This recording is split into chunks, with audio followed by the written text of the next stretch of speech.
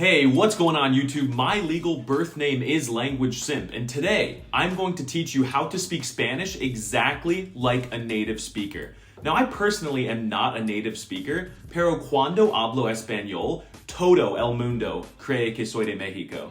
With these easy tips that I'll provide you guys today, you're gonna realize that you've been making very simple mistakes while speaking the Spanish language. But don't you worry, I'm gonna help you guys. Don't forget to subscribe to the channel and share this with your friends who are learning Spanish. Let's jump right into it. Now, I hate to be the one to have to tell you guys this, but Dora has been lying to you for decades. No one says hola when they want to greet someone in Spanish. I bet that 96% of people watching this video think that hola is a common greeting in Spanish, but it is not.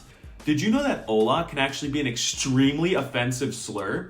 To avoid insulting someone, use the more colloquial phrase, eres un hijo de puta, if you're talking to a man, and eres una hija de puta, if you're speaking to a woman. This literally translates to you brighten my day, but it's understood to just mean hello. Native Spanish speakers, especially elderly ones, will be very grateful that you said this, and I wouldn't even be surprised if they give you a hug, a kiss, maybe even more. The next tip I have for you is to stop saying grassy ass. Grassy ass does mean thank you, but it's very informal and you'll never hear anybody saying it in a Spanish-speaking country. If you're at a restaurant in Mexico, for example, and the waiter brings you your sushi and you say grassy ass, he's gonna beat the living shit out of you. It would be much more polite to use the expression hueles a mierda, hueles a mierda. If you say this to a waiter, they'll be very happy, maybe even give you a discount or some extra food. This next tip deals with how to be a good active listener when speaking Spanish. When someone else is speaking to you in English, it's common for you to nod your head like this and say words like, yeah, okay, yep, I see. In Spanish, however, the proper way to do this is to shake your head from side to side like this while repeating the word cállate, cállate. This word directly translates to I understand, but it's really just a cultural way to show someone that you're listening to them.